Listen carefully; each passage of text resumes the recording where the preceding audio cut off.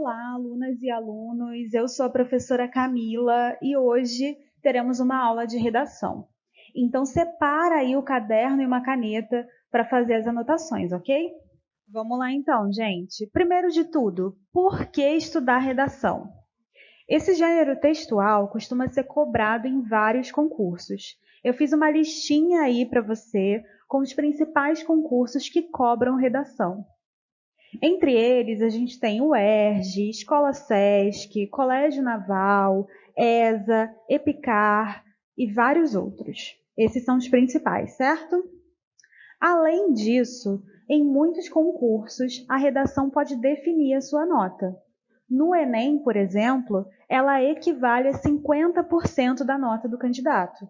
Então, olha a importância aí da redação. Por isso que a gente não pode deixar de estudar esse conteúdo e de treinar bastante.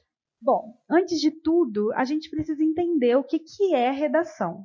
A redação tem um nome técnico, que é texto dissertativo argumentativo, tá bom? O que é dissertar e argumentar? Vamos entender. Dissertar nada mais é do que expor algo, expor um assunto, um posicionamento, um ponto de vista, falar sobre algo. Argumentar é defender algo, defender um posicionamento, defender um ponto de vista. Então, a redação nada mais é do que um texto em que você vai expor o seu ponto de vista sobre um assunto e defender esse seu ponto de vista através de argumentos sólidos, argumentos válidos. A redação, então, gente, é um texto de convencimento. Você quer convencer o seu leitor de que o seu posicionamento, a sua opinião, ela é válida, ela faz sentido, ela é importante. E aí, vamos tomar muito cuidado aqui com a palavra opinião. Eu vou até tentar evitar essa palavra, porque você pode achar que você pode se colocar diretamente no texto da redação. E a gente vai ver mais para frente que não é assim. Então, eu vou chamar agora de ponto de vista, ok? Você vai expor e defender o seu ponto de vista. E como qualquer outro gênero textual, a redação ela tem uma estrutura mais ou menos fixa e também tem algumas regras básicas. Eu listei aqui as principais regras, né? São 4 tópicos aí para a gente ver direitinho.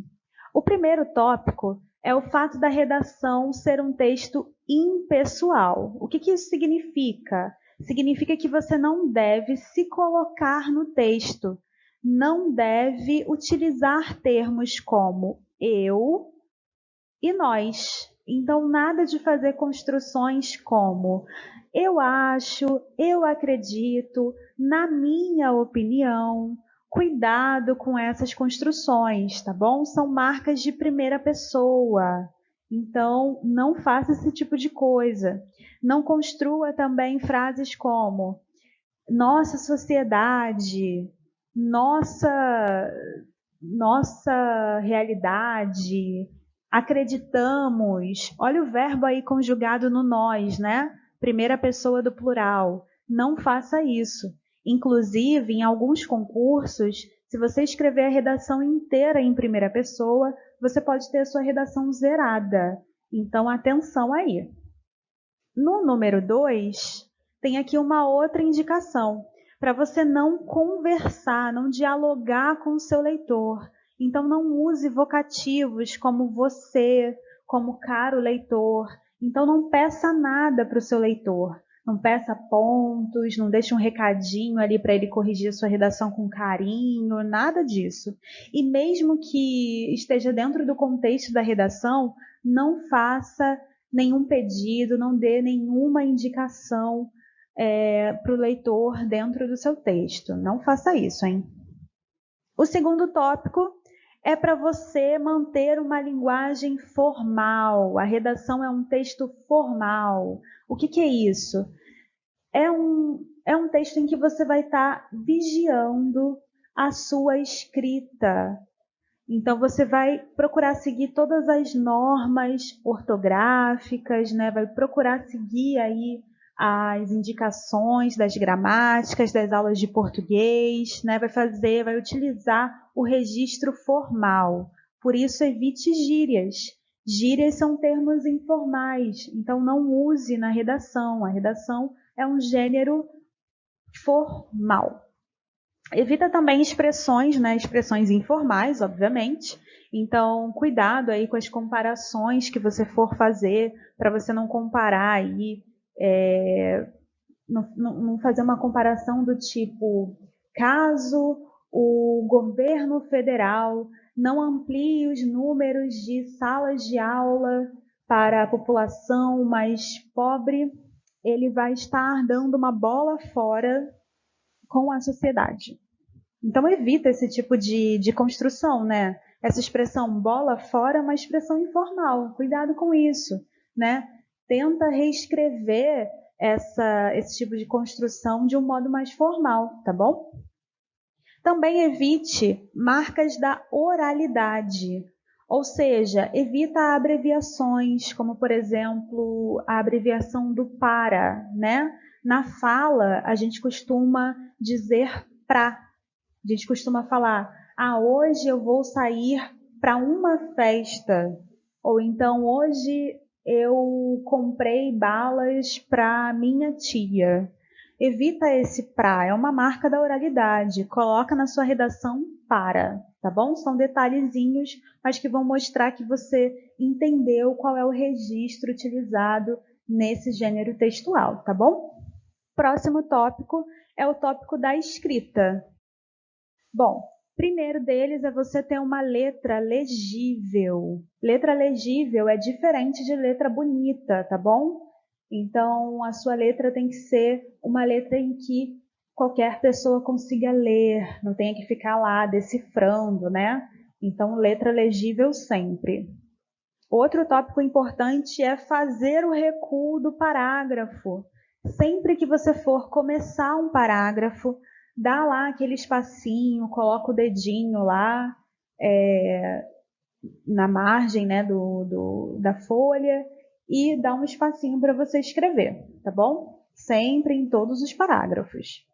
Um outro tópico importante é que você deve escrever até o fim da linha, tá bom, gente?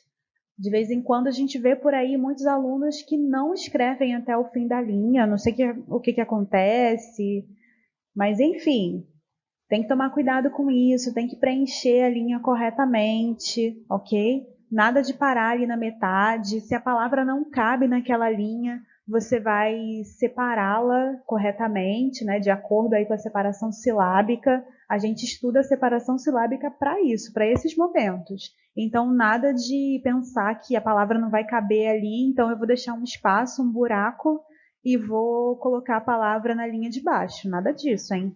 Próximo tópico é o visual, né? A apresentação visual da sua redação. Tem duas informações aqui importantes sobre isso. A primeira é que você não deve pular linha do título para o texto. Isso é muito comum, né? Às vezes o aluno acha que dessa maneira vai estar mais organizado, mas não faça isso, não se pula a linha do título para o texto, como também não se pula a linha entre os parágrafos, ok? Então, na estrutura da redação, a gente não pula a linha. Toda linha é importante, afinal de contas, você está ali para argumentar, para defender seu ponto de vista, então você precisa daquele espaço ali das 30 linhas. Dito isso, gente, vamos ver então a estrutura da redação. A redação tem uma estrutura mais ou menos fixa, que é de 4 parágrafos. É a estrutura básica. Mas tem gente também que costuma fazer 5 parágrafos. Aí fica a sua escolha, tá bom? Primeiro parágrafo é o parágrafo da introdução. Nesse parágrafo, a gente vai trabalhar com a contextualização e com a tese. Então, dentro da introdução, a gente deve acrescentar contextualização mais tese.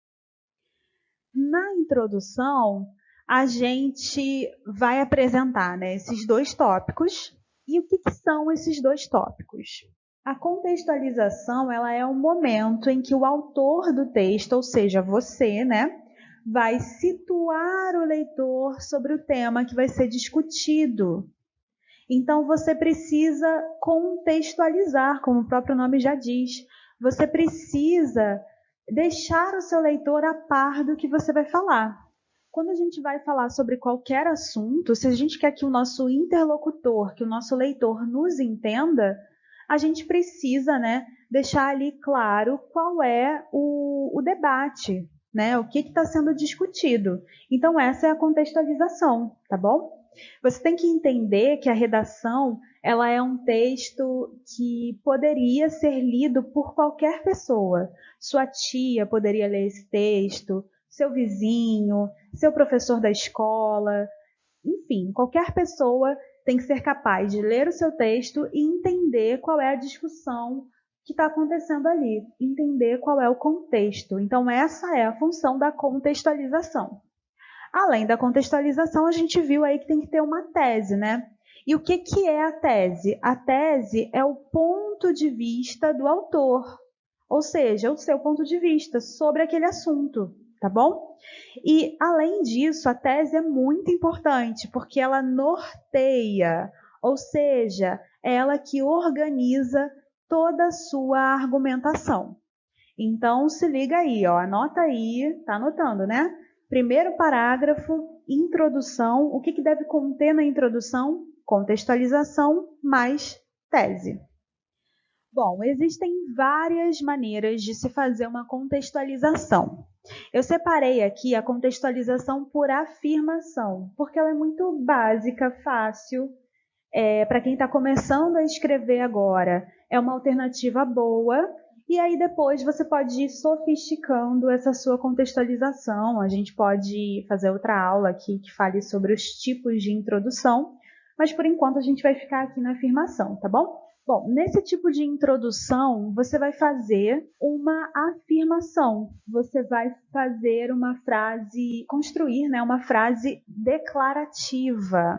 E aí é interessante que você trabalhe com os aspectos de tempo, de espaço, como eu coloquei aqui. Então, antes de você escrever, né, começar a escrever, pensa em qual é o assunto que vai ser abordado, quem e como esse assunto afeta e onde ele ocorre. Então, contendo aí essas três respostas, você já tem uma contextualização aí bacana, interessante, básica, mas eficiente. Trouxe um exemplo aqui para você de uma redação do Enem de 2015, né, um tema aí bem conhecido que é a persistência da violência contra a mulher no Brasil. Vamos ler. A persistência da violência contra a mulher na sociedade brasileira é um problema muito presente. Pronto. Olha só, aqui eu já tenho uma contextualização. Ou seja, qual é o problema que está afetando aí a mulher na sociedade? A persistência, né, da violência praticada contra ela. Ó, marquei aqui para você a contextualização. Então, ó, qual é o problema? É a persistência da violência. Quem é o afetado, né, dessa violência e desse problema? A mulher, né? Infelizmente, a mulher. Onde? Na sociedade brasileira, no Brasil. Então, você trouxe aqui, de forma básica e eficiente, você trouxe aqui todas as informações necessárias para situar o teu leitor, de forma direta, clara, tá bom? E depois disso, você apresentou a sua tese. Vamos lá, vou ler a tese, ó. Isso deve ser enfrentado. Isso que? A persistência da violência contra a mulher, uma vez que, diariamente, mulheres são vítimas dessa questão. Nesse sentido, dois aspectos fazem-se relevantes: o legado histórico-cultural e o desrespeito às leis. Então, aí em vermelho, eu marquei para você qual é a tese, né? qual seria aí o coração da tese, digamos assim, né? O ponto mais importante aí da tese. Então, a autora do texto, ela informou aí na sua tese que o legado histórico-cultural, o desrespeito às leis são os tópicos mais importantes dessa discussão, são os motivadores desse problema da persistência da violência contra a mulher no Brasil. Tá bom? Então, provavelmente vai ser sobre esses dois tópicos que ela vai aprofundar a sua redação no próximo momento aí do texto, que é o desenvolvimento, tá bom? Então, no segundo e terceiro parágrafos, o que você vai trabalhar na sua redação? A argumentação, tá bom? O desenvolvimento é o espaço da argumentação. Eu coloquei aí 2 parágrafos para isso, né? E é o básico. Então, toda a redação deve ter pelo menos 2 parágrafos para o desenvolvimento. Você pode acrescentar mais um, se você quiser, mas a estrutura básica exige aí apenas 2 parágrafos. Uma definição aqui, né, de desenvolvimento, como eu já falei, é o espaço da argumentação.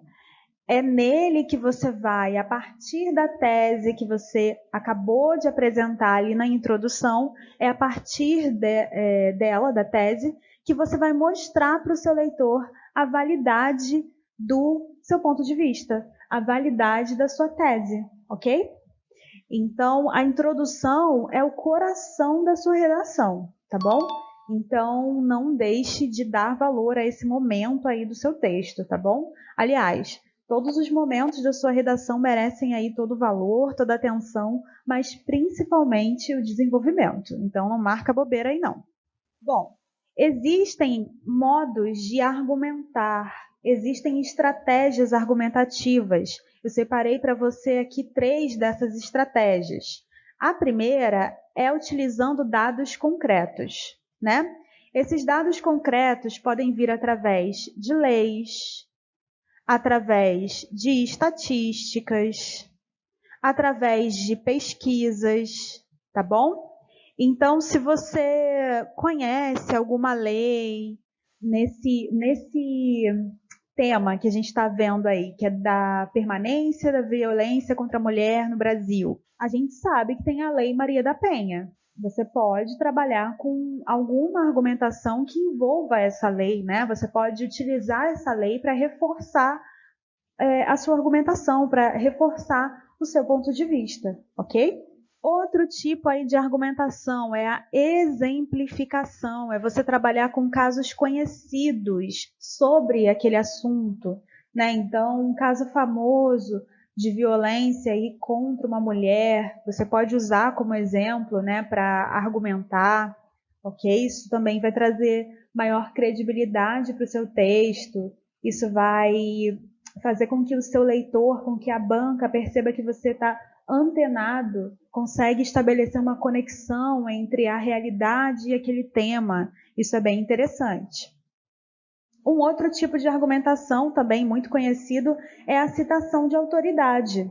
É quando você usa o pensamento de uma pessoa famosa, né, de um pensador, de um filósofo, de um especialista naquele assunto. Então, talvez dentro desse tema fosse interessante utilizar a fala de um delegado da Delegacia das Mulheres, ou então utilizar a fala de uma vítima, né? Infelizmente, de uma vítima aí de violência contra a mulher, tá bom? Vai trazer também maior credibilidade para o seu texto. O exemplo que eu trouxe para vocês é de um desenvolvimento que trabalha aí com a argumentação por causa e consequência. Então vamos ficar ligadinho aí. O tema é a violência urbana no Brasil. Vamos ler, ó. Uma das consequências da violência urbana é a degradação da qualidade de vida dos cidadãos. Esta envolve uma série de atribuições, entre elas o bem psicológico e emocional. Então repara que o autor do texto ele começa dizendo que a violência urbana ela tem consequências E uma dessas consequências é que a qualidade de vida, né, das pessoas, ela está sendo afetada. Ele segue dizendo, né, que a qualidade de vida envolve várias questões, várias atribuições. Entre essas atribuições, a gente tem o bem psicológico e emocional. Ou seja, para ter uma boa qualidade de vida, a gente precisa estar bem emocionalmente. Contudo, ou seja, vai relativizar aqui. Contudo, as notícias circundantes que evidenciam o aumento da criminalidade têm gerado estresse na população. Ou seja, gente, apesar dessa questão, apesar de que para ter qualidade de vida a gente tem que ter, né, as pessoas têm que ter um bom estado, né, emocional e psicológico, a gente vive, as pessoas vivem em uma sociedade em que todo o tempo as notícias mostram o aumento da criminalidade. E isso gera estresse. Se isso gera estresse, o que a gente pode concluir? O autor diz aqui o que a gente pode concluir. Conclui-se que o estresse interfere no bem psicológico e emocional, reduzindo a qualidade de vida das pessoas. Ou seja, ele trabalhou aí com uma argumentação de causa e consequência. O que a degradação da qualidade de vida faz? Como ela ocorre? Ela ocorre porque há um estresse na população ocasionado pelas notícias, né? As notícias de violência. Ok? Então é uma argumentação aí que também é básica e é muito efetiva, que você pode utilizar no seu texto. Certo? Vai anotando, hein? É para anotar. Não esqueça disso. Qualquer coisa, pausa o vídeo, volta para você não perder nenhuma informação. Vamos lá, gente, ó. No quarto parágrafo, a gente vai ter o fechamento do nosso texto. É a conclusão, né? A conclusão é o momento em que você vai finalizar o que foi desenvolvido e vai reforçar a ideia principal, vai reforçar a sua tese, tá bem? E aí você pode reforçar a sua tese de duas maneiras. Você pode fazer uma retomada de tese mais uma reflexão final. Esse seria um modo de fazer a sua conclusão. E o outro modo seria retomar a sua tese mais uma proposta de intervenção. E aí eu coloquei entre parênteses Enem, porque o Enem obriga os candidatos a seguir esse tipo de conclusão, que é a conclusão por proposta de intervenção. Vamos ver aí as especificidades de cada um, né, desses modos aí de concluir a redação. Bom, na retomada de tese mais reflexão, o que você vai fazer? Você vai reforçar o que foi dito na tese com outras palavras, né? Você não precisa repetir a sua tese, há outras maneiras de dizer ali a mesma coisa, tá bom? Então, você vai reforçar o que foi dito e, em seguida, você vai fazer alguma reflexão sobre aquilo. Eu coloquei aqui algumas perguntas para te estimular, né, para te ajudar aí a pensar em uma reflexão interessante. A primeira é que tipo de lição pode ser tirada daquele problema, do problema apresentado ali no tema da redação e que você utilizou, que você se aprofundou na sua tese, na sua argumentação. Que lição a sociedade, as pessoas podem tirar desse problema? Outra coisa é o que merece ser destacado do raciocínio que você fez, né? O que merece ficar em evidência, tá bom? Isso também é interessante e vai te ajudar. Bom, na retomada de tese, mais a proposta de intervenção, que é o modelo que o Enem cobra aí, inclusive o Enem tem até um critério, né, de correção que é para ver se o candidato realmente colocou ali, né, construiu uma proposta de intervenção. Então, é algo aí que é obrigatório para o Enem. Então, vamos lá, ó. Para fazer uma proposta de intervenção, você deve apresentar, né, propostas, no plural, para solucionar os problemas levantados ao longo do texto. E é importante você trabalhar com mais de uma proposta, né? E sempre detalhar essas propostas. Você tem que pensar em ações que são concretas e não apenas que fiquem ali no campo das ideias. Nada de subjetividade, seja objetivo. O que pode ser feito objetivamente? E aí, você precisa detalhar quem será o responsável por essa ação, por essa proposta. O que será feito e como será feito? Qual o objetivo dessa proposta de intervenção? Então, você precisa ser bem detalhado, ok? Mais para frente, a gente deve fazer alguma aula sobre cada momento da redação, e aí, quando chegar no momento da conclusão, você também vai poder aprofundar suas ideias aí, tá? Aprofundar esses dois tipos de conclusão, certo? Agora a gente vai ver o exemplo de uma redação nota 1000 no Enem. E aí a gente vai ver como que essa candidata, né, no caso, trabalhou aí, qual foi o tipo de argumentação que ela usou, como é que foi a introdução e a conclusão dela, ok? Bom, se você prestou bastante atenção nessa aula, como eu acho que você prestou, vai reparar que eu utilizei essa mesma introdução como exemplo lá quando eu estava falando da introdução. Então vamos ler de novo. Ó. A persistência da violência contra a mulher na sociedade brasileira é um problema muito presente. Isso deve ser enfrentado uma vez que diariamente mulheres são vítimas dessa questão.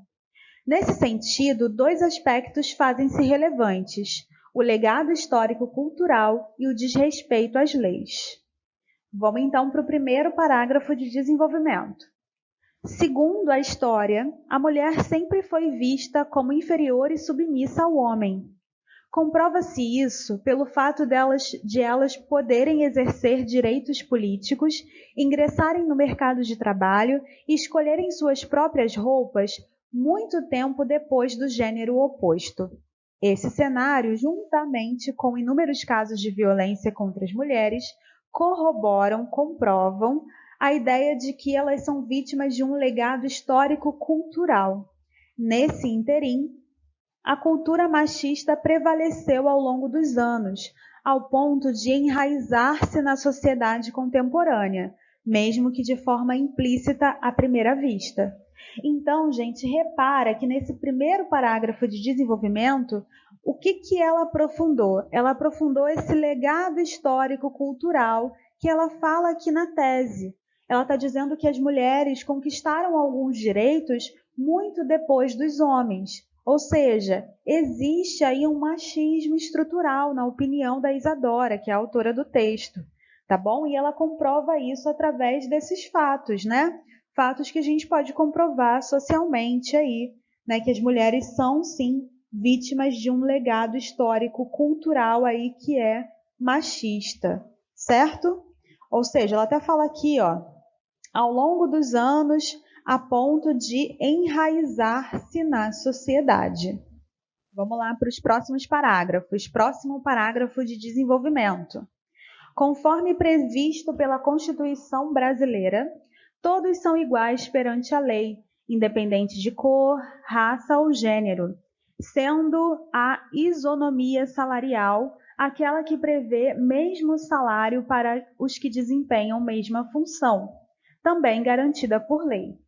No entanto, o que se observa em diversas partes do país é a gritante diferença entre os salários de homens e mulheres, principalmente se estas forem negras.